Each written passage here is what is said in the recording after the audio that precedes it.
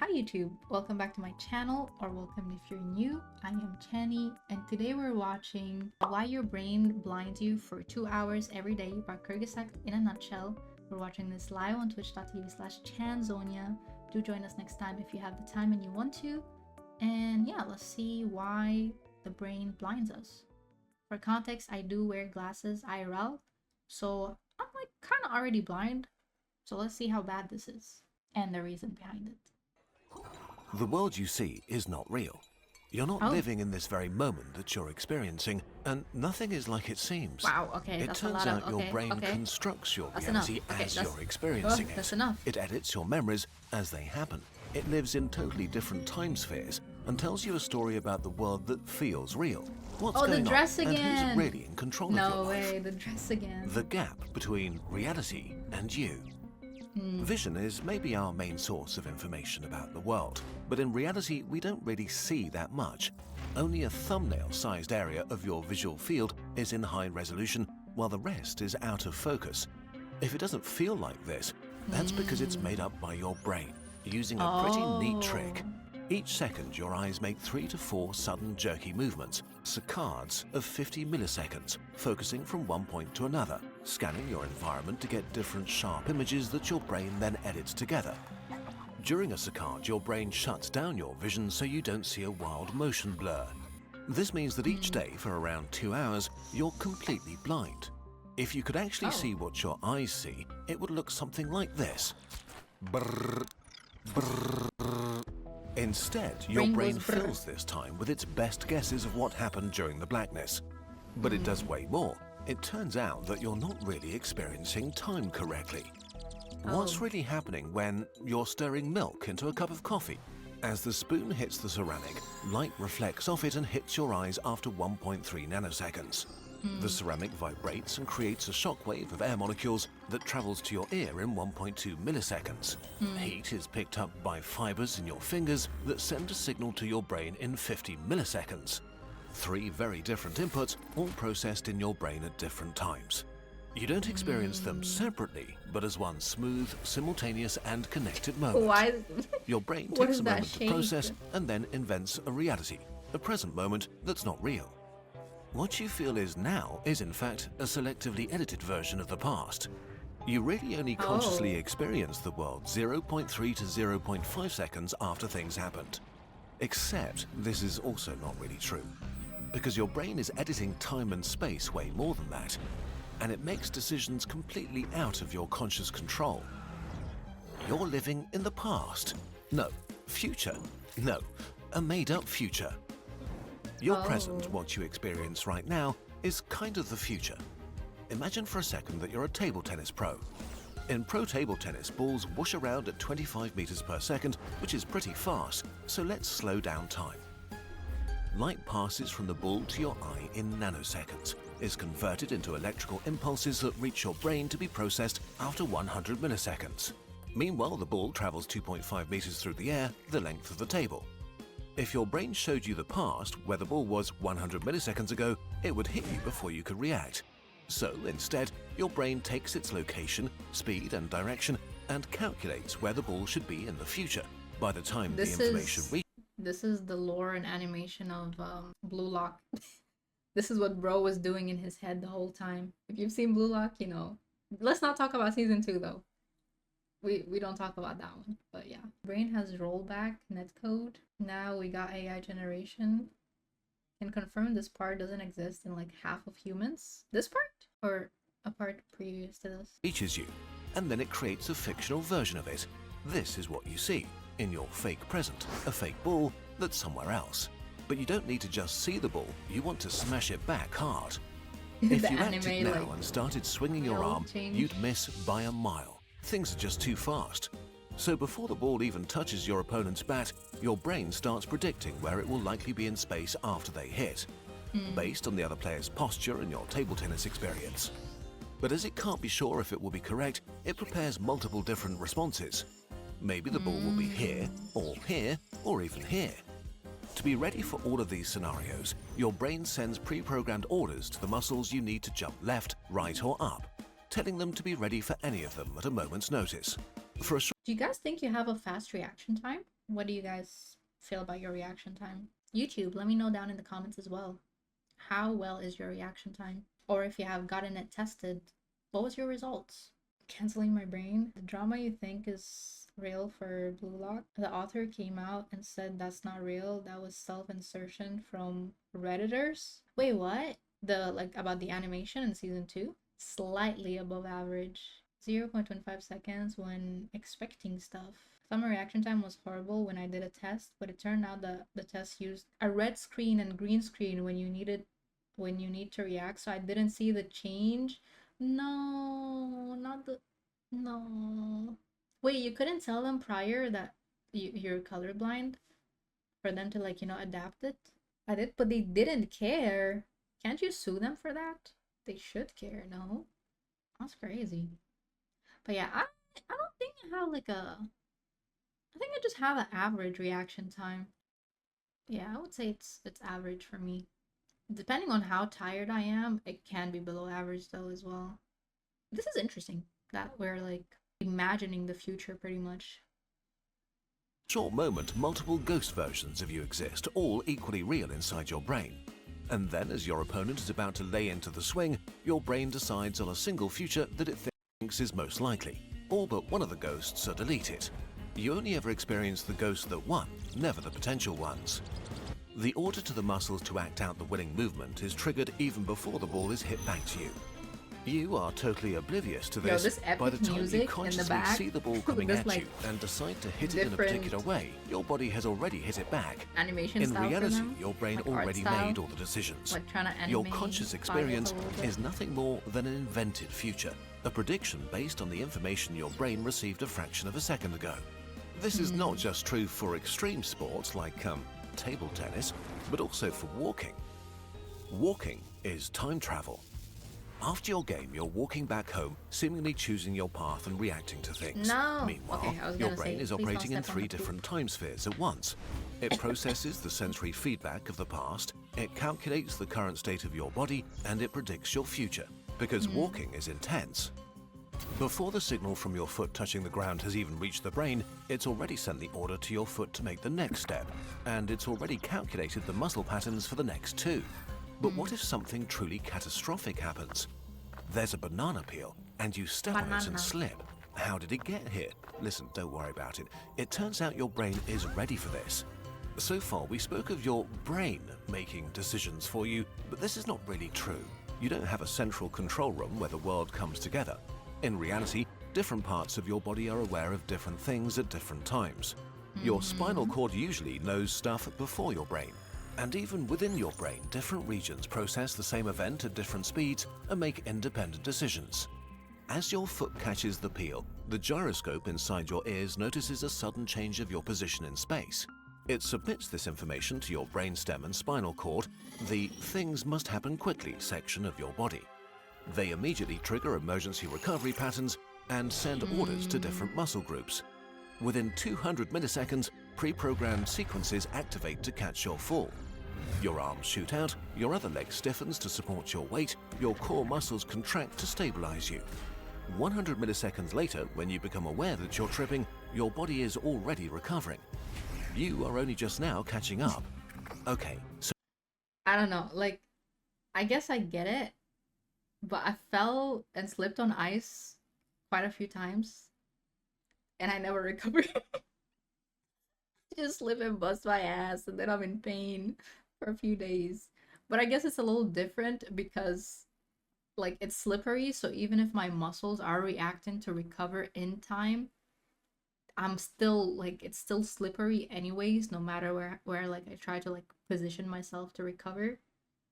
So it's like, yeah, it's at dead end. So perhaps that's why I feel like my body is not doing this. But on like a flat surface and a dry surface, and if it was just like a banana peel, yeah, my body does react. Like there's like whoa, a little whoa, you know. I feel like I'm the opposite. How come? Elaborate. Marvel Rivals looks fun, but TF2 already fills the spot for my go-to multiplayer game. Ah, I see. That you're aware before the video said you are. Ah, okay. Interesting, interesting. So we've learned that your brain is constantly predicting reality around you, makes decisions about the best way to act, and then shows you an edited version, which totally makes sense. Would you really want to be in charge of all that? But your brain is not just predicting the external world. Right now, it's predicting a way more complex thing, you. Are you just a prediction of your brain? Whoa, okay, bro. Don't ask me questions like this. Stop. I'm gonna have existential crisis. Stop it. Don't phrase them like this. Please. That's enough. That's enough. How do you feel about the world the way you do? Oh my goodness. Your sense of hunger, your energy level, and especially your emotions Who am are I, not just Chad? objective What reactions are to we? what state you're in, but predictions. Your brain's prediction of what you'll need soon or need to be ready for. You're probably used to getting food or going to bed roughly around the same time, and as the time approaches, your brain releases hormones to prepare you. A self-fulfilling prophecy. You get hungry or tired because your brain assumes this is the time when this is needed. This is the most striking thing about your emotions. They aren't just reactions to the outside world, they're predictions. When you go to a party, your brain isn't waiting to see how you feel once you get there based on Kurzgesagt, you think we go to parties? Oh. Who gonna tell him? My brain doesn't work. I can't sleep at any given time. I'll give you a piece of my brain. I sleep anywhere, everywhere, whenever. And I sleep a lot. Too much, actually. I need to fix that. on how the party actually is. It analyzes your experiences of past parties and who it expects to be there. Maybe close friends you feel safe around. Bestie Maybe and people bro. you don't know who are a less socially secure bet. Maybe your brain remembers a party where you felt anxious and that experience stuck. This can be pretty annoying. If your brain predicts anxiousness, it adjusts your heart rate, hormone levels, and muscle tensions before you even enter the room. It prepares. Wait, is this what happens to me? Wait, okay, because I have social anxiety, so being in public and crowded places, before going there, like I generally have to mentally prepare myself. I can't just go places like this with no mental preparation. Your body for anxiety, making you actually feel anxious, which then confirms the brain's prediction and gets saved for future reference. Does this make you feel like you're just along for the ride, forced to experience whatever predictions your brain feeds you? Thankfully, it's not quite like that. Your conscious self is obviously not the decider of most things as you go through your day. But that is not what it's good at anyway. Your brain and all of these different organ systems decide a lot of things, but they're more like butlers taking care of all the busy work.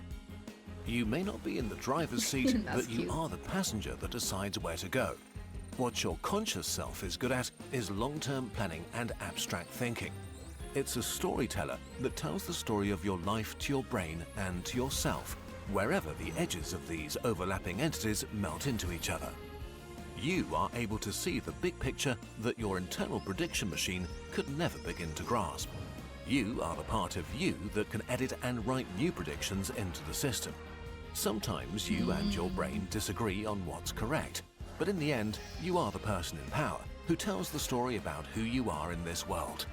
A story so convincing that you experience it as undeniable reality. And as a happy accident, your conscious self is great at being happy about ice cream, fascinated by internet videos, and thinking deeply about Pokemon types. Pokemon. What if you could train your brain to be more than just a regular butler? Transforming it into a lean, mean, problem-solving machine with supercharged critical thinking skills and next-level intuition to help make your reality even more interesting and fun. Thanks to our friends at Brilliant, you can. Brilliant helps you get smarter every day, with thousands of bite-sized interactive lessons on just about anything you may be curious about. I think I'm gonna start using Explore the big ideas powering technology like AI, or learn the fundamentals of programming. Delve into the physics behind everything from a game of pool to black holes. Understand core concepts in maths, logic, data analysis, and beyond. On Brilliant, you'll learn through discovery by trying things yourself. You'll not only get hands-on with key concepts, you'll learn to apply them in the real world, giving extra fuel to your consciousness journey. The best part of Brilliant is that there's always something new to spark your imagination, with new lessons added every month. Want a shockingly fun way to learn the physics of electricity? I wonder if Plug into their latest course on circuits.